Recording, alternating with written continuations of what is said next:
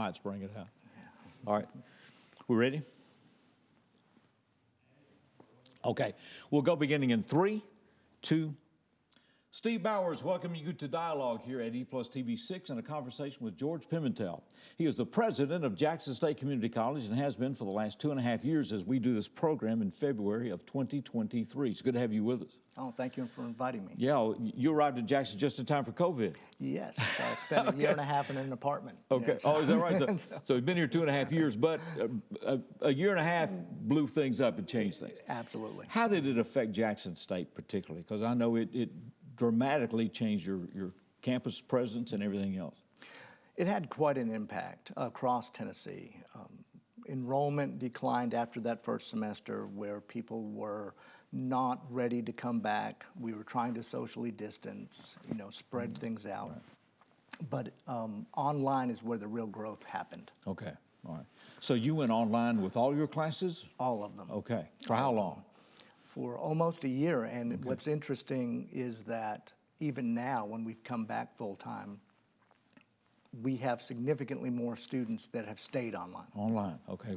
So your on-campus enrollment has declined then over the last 2.5 years? Well, we're about 60-40, 40% being online, 60% still on campus. Okay. But that is more online students than we had typically. All right, so how has that changed what you do then at Jackson State?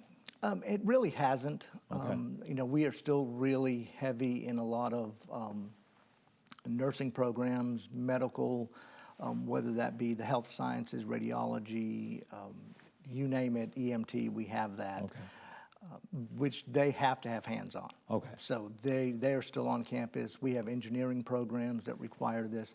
It's really some of the gen ed that's moved over. Okay. Now, has that affected the balance of your enrollment as far as more of it medical and engineering, or is it? No, we are seeing it in workforce going up, which would be the engineering classes, mechatronics, robotics, those type of things, business classes. But since all of the medical programs are competitive, they have limited seats available, so those have stayed steady. Okay, all right. The composition of students, because Jackson State, last time, I think we talked when you first came here, and then in talking to your predecessor and all, that the presence of older students had been going up rather than just right out of high school, that more people were coming back for career reorientation or whatever. Is that still the case? Or? It is. We still pick up quite a bit of young students, like traditional 18-year-olds graduating from high school. Right. But because of Tennessee Promise that allows high school students to go to college tuition-free, we also have the Tennessee Reconnect, which anybody 24 years old and older can come to college tuition-free as well, as long as they don't already have a degree. Okay. How has that impacted junior colleges? Because y'all really caught the brunt of this, I think. Those initiatives to get more people, with a college degree or career reorientation or career development. Right. We're following the governor's plan of Drive to 55, to have 55% of Tennesseans with some type of credential. And so that has tremendously helped. What we are looking at right now is just expanding technologies and being able to give our students, the courses and the times that they need to be successful. A lot of our older adults, obviously, have work-life balance, and so they can't come to college at the traditional times typically. So we're trying to develop online programs, evening programs, programs in which they can come to school a couple days a week, work 3 days a week, and in their profession, we have advanced manufacturing that those students actually work 3 days a week as part of their program. Okay. Is the online presence, do you see it continuing at a 40% level? I do. Now on? Okay. I do. Online classes have become so much better when they first started. We have Zoom capability now, so you can actually talk to your professor. A lot of times they'll hold classes live, so you may be home in your pajamas, but you'll be on a Zoom call with your professor at a certain time. So it's is that going to be a growing segment? I asked if it was going to stay the same, or is that going to be, will we look at a 50-50 ratio one day? Or? Yeah, probably. It depends on, it's much easier for us to attract the adult students with an online program sometimes because of their, working full-time, having children. So I can see that growing a little bit, but it's not for everyone. And so that hands-on aspect, that collaboration in the classroom is still going to remain strong and something that we encourage students to do if they can. Okay. Been out of college for a long time. So, used to the library, central research. Everything's. But I guess now you can access that remotely, right? Yes, you can. We have full remote capabilities for not only going into our library, but there's so many more things out there that makes it easier for a student to, get the help they need remotely. Although the library exists, it's still there. It's where our writing center is, so people can get, one-on-one help if they need it. There is more of a, technology has allowed us to be a little bit more accessible. Right. But you say the technology now, that online classes are better than they were. Yes. 2.5 years ago.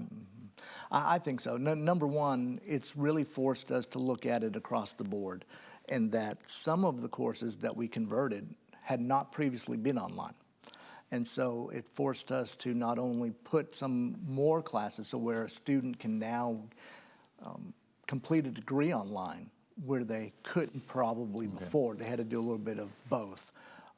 It has allowed them to do that. And I think that connectivity with either Zoom or some other platform where I can talk to you live, even though we're in two different places, is something that has made online learning accessible to lots of students that still prefer having a professor in front of them. Okay. And so it's a way to replicate the traditional classroom situation. As much as possible. I'm not in the classroom, but I am. Yes, It's right. just scattered. Okay. So that will become more prevalent, I take it. Yes, it will. And we always did a little bit of that, especially, we cover 9 counties. And sometimes we'll have 4 or 5 students in one location, say in Gibson County wanting an English class. Okay. And they can go to either a Zoom or remote at one of our locations and be part of that class, even though it's been held live at a different place. Okay. You've got campuses. I know you have them in Lexington. Where else? Lexington, Savannah, and we will be pulling another campus online in Trenton. Okay. So those are the 3 off-campus sites. We actually teach in multiple other areas through dual enrollment, other high schools. Okay. But those 3 are the ones that will have more of a presence. Okay. One other aspect that we've seen here is early college high, which is a different thing than it's dual enrollment with an attitude. Yes. Okay. You got students that are getting an AA before they get their high school diploma, Yes, or simultaneously. Is that working? Is that campus present with those students? Is that working out? The one we have here on campus, which is the only one we have technically right now, is a tremendous success. We have approaching 100 students in that program. They graduate at a higher rate than some of our traditional college-going students. Interesting. Okay. And they are graduating with their associate's degrees about 2 weeks before they get their diploma. Oh, yeah. And right now we have 5 other high schools spread out throughout our service area that want their own middle college. Are beginning to look at that. Okay. Yeah. And they're very excited about it, and we are happy to provide I it. went to the first graduation of the early college high, and it was just stunning because they announced what these students were doing that had gone through dual. Some were going into the military, and they're going in with a different rank than they would have because they have a degree. They were, one was going to Baylor. I mean, it was just, as a junior in college, I mean, in their 17, 18 years of age, it was just fascinating to see it, and it's grown so much since then. Yeah, it's definitely going to be the trend, I think, because one of the things that employers want, and it's a struggle, they need workers now. And I know like Blue Oval City, as well as all the other partners we have in town from workforce, there's a bit of a worker shortage. Okay. All right. So we're going to try to meet that challenge. And so if they can come out of high school with both, ready to go, and maybe they might need some additional training after that, but we can speed up the time for them to be in the workforce a lot more than traditionally starting. Okay. George Pimentel. That's right. I get this right. George Pimentel is with us. And he is the president of Jackson State Community College. We'll continue this dialogue in just a moment here at E+ TV 6. Is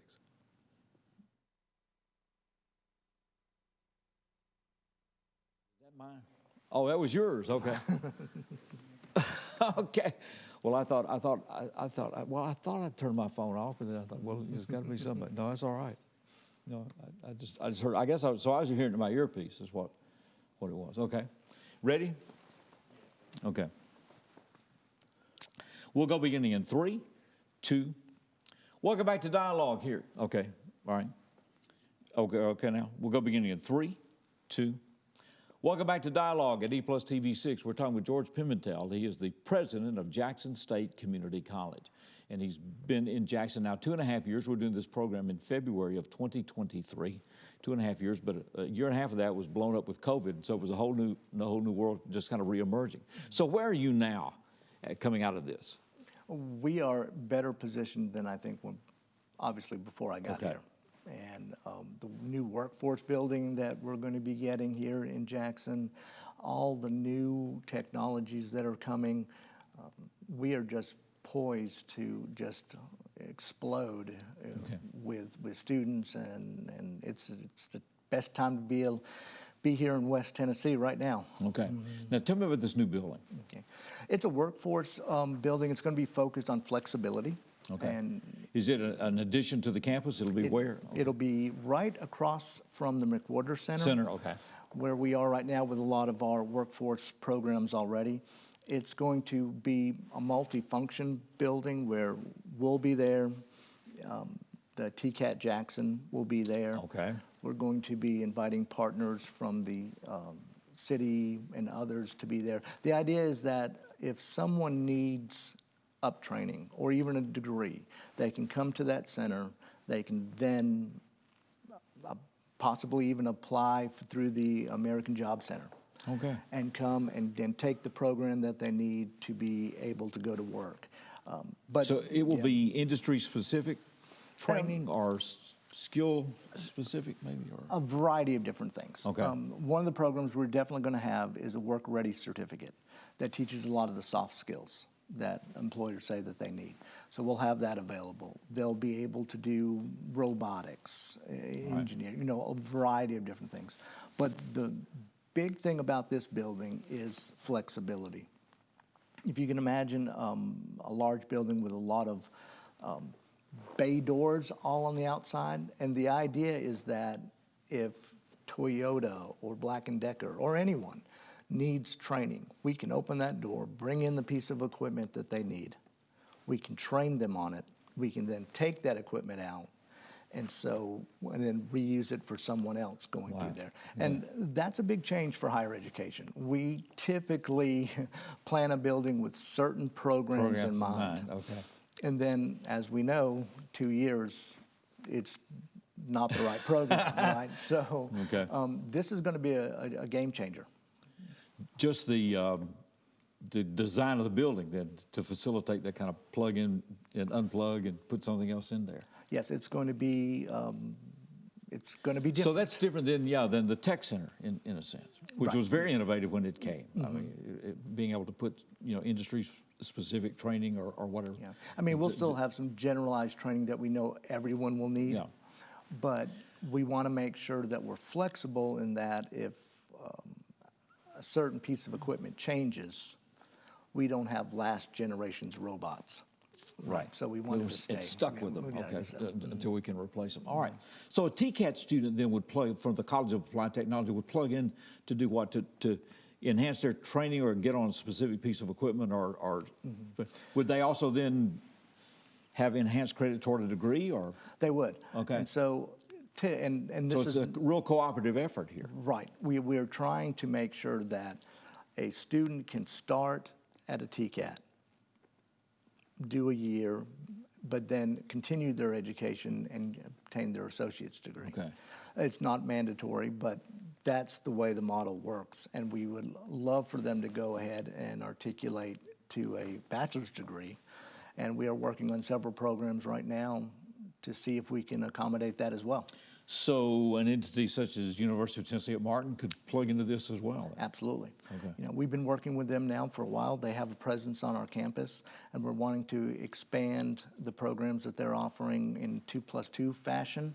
So it's possible, at least in certain programs right now, that a student can go to Jackson State, graduate with their associate's degree, and then graduate from UT Martin without ever having to leave The Madison campus County. at Jackson State, wow. And that degree says University of Tennessee. Much to the chagrin of my wife who went to Knoxville, and she thinks they should be separate. So there should be some big asterisk out there somewhere, but you know, different signatures, but University of Tennessee is University of Tennessee, if it's right. Chattanooga or Martin or wherever, or Knoxville.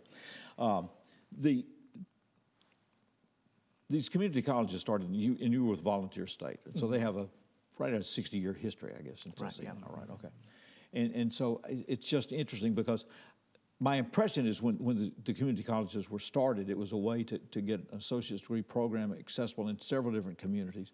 But coming right out of high school was the vision, right? That you would come out of high school and get on campus, and then you could go. That could be your last degree, or it could be the beginning all the way to a doctorate or whatever, but you could get it in your community. It sounds as if now this is becoming just a total blend, cooperative rather than competitive relationships with other institutions. Right, we are trying to get rid of this competition aspect. There's enough work for all of us. So, even if you're looking at from a workforce perspective, all the supplier companies that will be becoming industries to even feed Blue Oval City, Okay. That's going to be something that we're all going to have to collaborate with to make sure that we are meeting the needs of West Tennessee. Okay. And so with TCAT, and then us, and that articulation and going into a bachelor's degree, whether it be UT Martin or Lane or Union, University of Memphis, we can all collaborate to make sure we're meeting the workforce needs of West Tennessee. Okay. And that's going to be a continuing challenging relationship because it's not just Blue Oval, it's continue to prepare people to work in the industry we already have here. That's right. And I think I want to make the point. And that's totally outside the medical component, which is going to continue to expand, it looks like, it as will. well. The one thing is that new building is really going to focus on, will serve any industry, but it's also a commitment to the people that are here, that we are still going to be able to provide them with the quality workforce that they need, and as well as support Blue Oval City. Okay. How much has that changed education? I mean, it's becoming job specific. I mean, there was a time that you wanted an education to get your English and history and contextual stuff in your life that you would use from then on. This is much more career focused, I think, or it may not be an either or. It may be a both and. I guess that's why Jackson State is there. Yeah, it's a little bit of both, right? So it's interesting in having some conversations with the industries.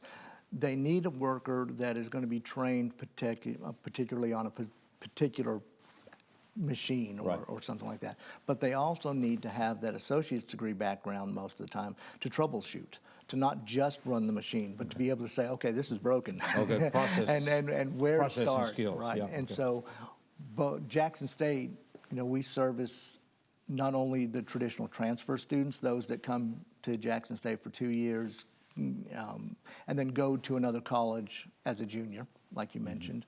And then we also have what we call AAS degrees. Those are designed for, they're quicker in much, and they get you ready to go to workforce faster. And AAS stands for? Associates of Science. Okay, so Applied Science, yeah. Applied science, all right, so that's very specific. You also have certification programs. Yes, we do. Right, I mean, where if I want to be some kind of tech or whatever within the medical field or some other, yeah. Yes, several programs. What will happen is, and computer science is one of these, is that a student will start off being a computer science major, but along the way they will get certificate qualifications to do A+, networking, and those things. Right. And so they're hitting all those marks, and so when they graduate, they're ready to go and work in a variety of fields. Okay. George Pimentel is with us. He is the president of Jackson State Community College. We'll continue this dialogue in just a moment here at E+ TV 6.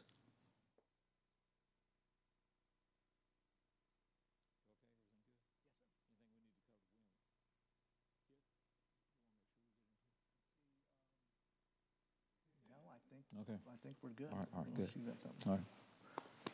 All right. All right. Okay, we'll bring us in for a landing here. All right, let's go beginning in 3, 2. Welcome back to Dialogue at E+ TV 6, a conversation with George Pimentel. He is the president of Jackson State Community College. If you're joining us, just joining us, be sure to catch us on replay. We've got a couple of segments done. And I'm going to pick up with it. There's so many other areas. We talked about medical, and that's got its own dimensions out there. The computer science area and security and all, and that's a whole nother degree. And you've got some internationally recognized classes and programs there as well. Yeah, yes, we do. In fact, we're a certified cybersecurity defense program, and those are very hard to to get. We are actually certified by the federal government to be able to offer these classes, and so cybersecurity is not going away. Not going away. And so it's just going to expand, and Jackson State has it right here. Okay. I know it's looking into the future, which is a difficult thing to do. The impact of the Blue Oval investment in West State, I take it this having ripple effects is changing many, many things out there. Yeah. We're going to be, it's just the sheer amount of people we need to be in the workforce quickly. And so Jackson State's mission is to try to address that. We're open access. Anyone can come to school. And we're going to do our best to have a variety of different options for people to obtain whatever certification degree that they need in order to be successful. Okay. How'd you get in this business? Oh, wow. Accidentally. Story of life. I was in the military, and I guess in 2004, I retired. Medically retired from the military, and I'd always loved history, I guess, getting to go around the world, so I thought I'd be a history teacher. Okay. And then I kept volunteering for things, and now I'm a president, so that's how that happened. Okay. Well, it's kind of like an administrator of the hospital, right? You're a nurse, and then one day you're running the hospital, right? That's right. Like with Mr. Ross, it's an interesting thing. Okay, so you wind up getting in administration, and the next thing you know, you're the president. Has it been a good transition? It has been. It is. Because teaching is one passion, and administrating is a whole different business. It is a different business. It's. I do miss the immediate gratification sometimes when you get from class when they get it, you know. But yeah, it's been. My wife and I love Jackson. It's amazing. We just live over there by the lift, and we enjoy the farmers market, and. So it's been a good fit. It's been a very good fit. Came from volunteer state, right? And so you've been with the Board of Regents system for a good while. Where are we now? When you take a look from your perspective as an administrator, where are we with education? Now, these are tremendous changes, much more, like I said, career focused. I mean, if you're building a building that can be adapted, every couple of years, it's moved into a whole different mindset model. Like I said, it's cooperative rather than competitive. Are we doing okay? Yes, we are. I think that, and this building will be a sign of that. All right. And so we need to be flexible, and because things are never stopping. I mean, now there's AI techniques out there, that AI chat or whatever it is, that can write your paper or get you into law school or whatever it is. And so we have to be flexible, and the community aspect of what we do is extremely important, because we have to provide what our community needs. And it may differ from when I was in Vol State to here. Well, and my impression in this conversation with you is, I mean, how rapidly this has changed, because just like if manufacturing is changing significantly, if you're talking about a plug in and remove building every couple of years, all right, built with doors where you can adapt. I can't imagine what's happening in the medical community with technology and the certifications and all the things that have expanded as far as that. And then when you talk about cybersecurity, that's a new game every day, just about, right? I mean, Yes, so it you is. have to Yes, it adapt is. all of this. We are constantly adapting. Well, one of the things that we rely on quite a bit is advisory committees. And so just part of one last week where the actual employers come to Jackson State and we make sure that what we're teaching the students is what they need in their industry. And so they are incredibly important in helping us to make sure the curriculum is up to date. We make changes if something is, you know, even if we go to that robot, well, you know, Yeah. I have a different one now, so now we have to add another module. Right. It's definitely going to mean that flexibility is the key for the future, and as well as on the other traditional side of things. I'm a history professor by training, and they keep adding things to the end of the history course, which I still call political science. Okay. And so that doesn't count yet. If I was alive, it's not history. And so, but you know, all areas, English, sociology, psychology, we are all feeling this. It's not quite pressure, it's quite exciting Right. to make sure that we are relevant for the modern world, giving the students what they're going to need to be successful. Yeah. Well, I think in the midst of this, it's kind of like Gutenberg with the printing press, that things like the Protestant Reformation happens because suddenly there's an accessibility to information that had never existed. The technology changed so much, That's right. And now our technology is, It's unbelievable.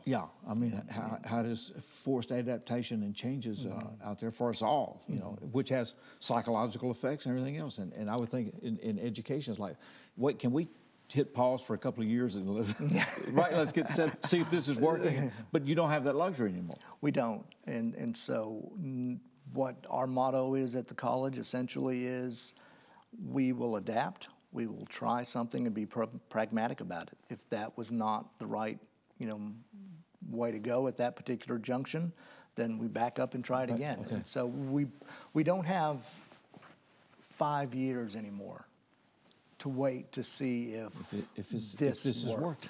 Wow. And so, and it does put the pressure on. And so having great data is incredibly important for what we do.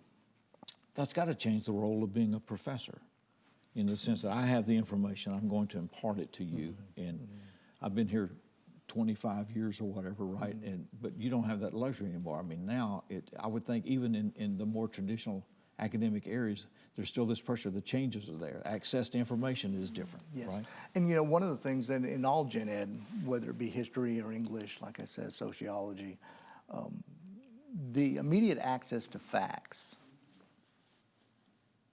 is you know, a lot of people say, oh, you teach history. Right. Well, now I don't want to memorize when George Washington was born, and I'm okay. It's not important, really, you know. But how you draw an argument, how do you write, how do you communicate? Those are the things we're really working on, and we can use the technology to say, you know, I'm not, you know, if you want to know Right. George Washington's birthday, Google it. Google it, right, yeah, right, okay. And so, but let's look at something that's a little bit more of a broader question, and we can use the knowledge we have to answer it. So it's not that you have to be the resider, the holder of facts that you impart to these students. It's like they can get the facts. You have to give them some kind of context or functional application of this. That's right. You know, one of the exercises I did when I was in class was have students come together in groups and look at whatever chapter we happen to be doing. Right. Studying about the American Revolution is an example. And then their exam would be, I would give them multiple pieces of evidence, and then I would ask them, tell me how revolutionary was the American Revolution. Okay. And now the evidence can go either way. Either way, yeah. And it So just you have to really think about it, because I'm going to give you the information. Yeah. Now you turn it into something. to something. And if I'm on the manufacturing floor, that floor is not going to be the same a year from now or 2 years from now as it is today. Probably not. Yeah, fascinating. It's good to see you. Yeah, same here, sir. Good to catch up. George Pimentel, and he is the president of Jackson State Community College. If you want to find out more about Jackson State, Just go to our webpage, jscc.com, and or let me know personally, and Okay. I'll give you all the information you need. JSCC.com is taken care of. It's good to have you in Jackson, Tennessee. Thanks, Good sir. to catch up. Do it again. Thanks for being with us. Stay with us here at E+ TV6 because this is the place where the dialogue continues.